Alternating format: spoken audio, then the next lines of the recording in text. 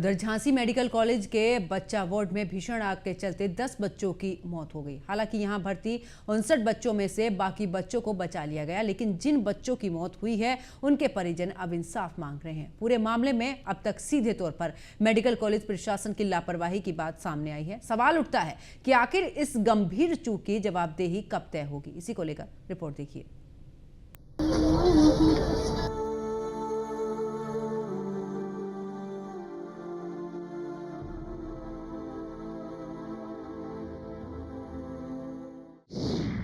उजड़ गई माताओं की कोख, इलाज की जगह मिली मौत, लापरवाही की आग में जले मासूम, मेडिकल कॉलेज का सबसे बड़ा शोक। इन बिलखती माताओं के आंसुओं का हिसाब कौन देगा? महज कुछ दिन, कुछ महीनों की दुनिया देखने के बाद मौत का मुंह देखने वाले मासूमों को जवाब कौन देगा? अपने बच्चों की तलाश में दर दर भटक रहे माँ बाप का दर्द कौन समझेगा? जो इस आस में यहाँ आए थे कि उनके जिगर के टुकड़े सही सलामत रहेंगे, लेकिन उन्हें क्या पता था कि सड़ा गला सिस्टम उन्हें ऐसा जख्म देगा जिसे भूल पाना ताउम्र मुमकिन नहीं होगा। दिल को चीर देने वाली तस्वीरें झांसी मेडिकल कॉलेज की हैं, जहां सड़े सिस्टम ने 10 मासूमों की जान ले ली। मेरा बच्चा कौन देगा? मेरा बच्चा मेरा बच्चा कौन देगा? आप तो वही तेरे जवाब दे रहे। मेरा बच्चा चला, मेरा कहाँ के रहने वाले हो? कहाँ के रहने वाले हो? कब हुआ था बच्चा? कब हुआ?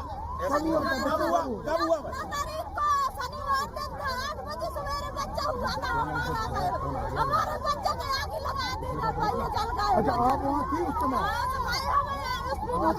क्या हुआ?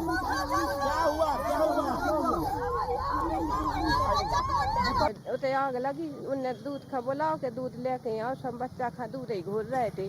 और जो लोग उसे आग लगी बच्चा की कमरा में, तो बस जी ने खिड़की तोड़ी, से जितने बच्चा काट पाए सो ले भाग गए, और जितने बिल्कुल हो गया काली बार के।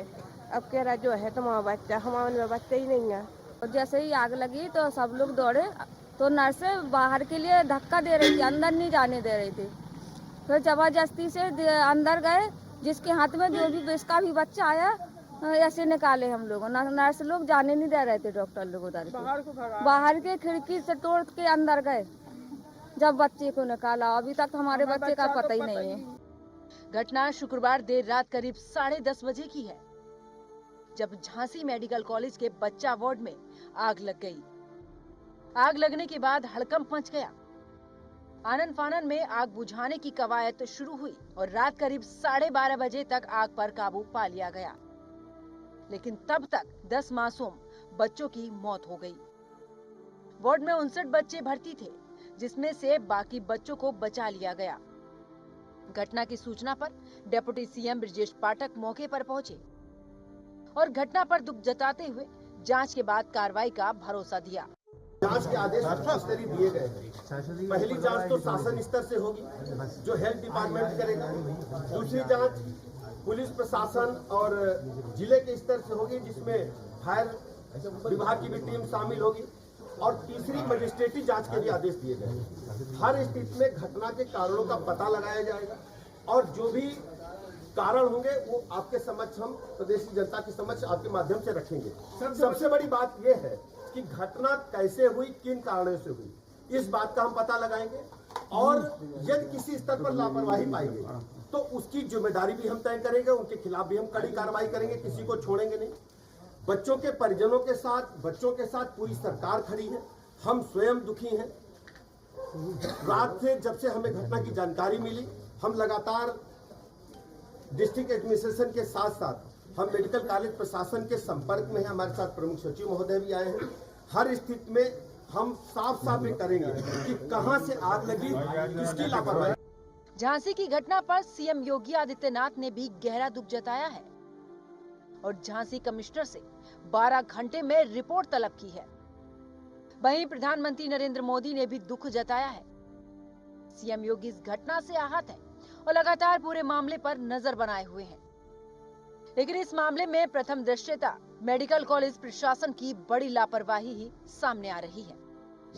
मेडिकल कॉलेज का फायर सिस्टम पूरी तरह से फेल था। आग लगने के बाद अलार्म भी नहीं बजा। इसके चलते राहत और बचाव कार्य में देरी हुई। 1 साल पहले ही फायर सिस्टम एक्सपायर हो चुका था। अग्निशमन यंत्र भी एक्सपायर हो चुके थे।